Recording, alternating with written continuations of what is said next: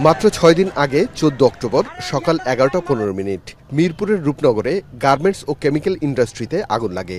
এই ঘটনায় ১৬ জন নিহত হলে মরদেহ শনাক্ত হয় মাত্র ১০ জনের। এই আগুন পুরোপুরি নেভাতে ফায়ার সার্ভিসের ৭২ ঘণ্টার বেশি সময় লাগে। এ ঘটনার ২ দিন পর ১৬ অক্টোবর চট্টগ্রামের কেপিআই এলাকায় আবারও আগুনের ঘটনা।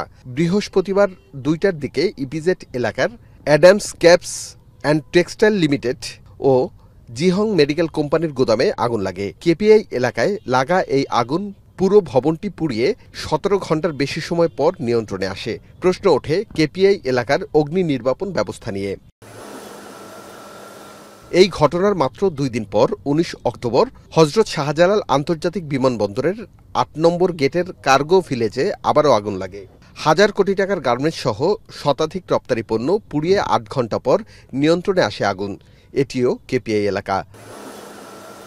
এই ৩টি ঘটনার পরই প্রশ্ন ওঠে একের পর এক আগুন লাগার কারণ নিয়ে। পরিকল্পিতভাবে কেউ এই ঘটনা ঘটাচ্ছে কিনা তা নিয়ে সামাজিক যোগাযোগ মাধ্যমে মন্তব্য শুরু করেন বিভিন্ন রাজনৈতিক দলের ব্যক্তিরা। স্ট্যাটাস দেয়া থেকে বাদ যায়নি বিএনপি, জামাত, এনসিপি সহ সাধারণ মানুষ। কেপিআই এলাকায় কিভাবে এত দ্রুত আগুন ছড়ায় তা নিয়েও প্রশ্ন রয়েছে ফায়ার সার্ভিসের সাবেক কর্মকর্তাদের মাঝে। দ্রুত কেন আগুন নির্বাপন করা গেল না, এই প্রশ্নের উত্তরই বলে দেবে ঘটনাটি নাশকতা নাকি দুর্ঘটনা।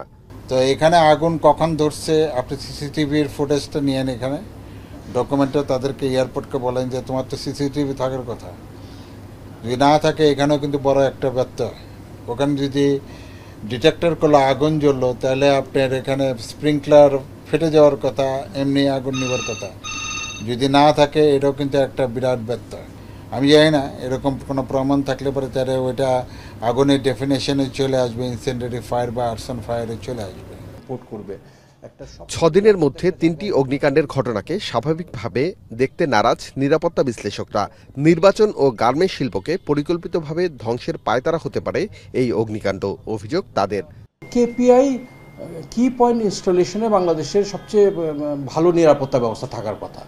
এখানে নাশকতা করা খুবই ডিফিকাল্ট, এবং এখানে যদি ইন্টারনাল আভ্যন্তরীণ কেউ যদি এটাতে সংশ্লিষ্ট না থাকে, আমি বুঝে উঠতে পারি না যে এখানে কিভাবে আগুনটা শুরু হলো।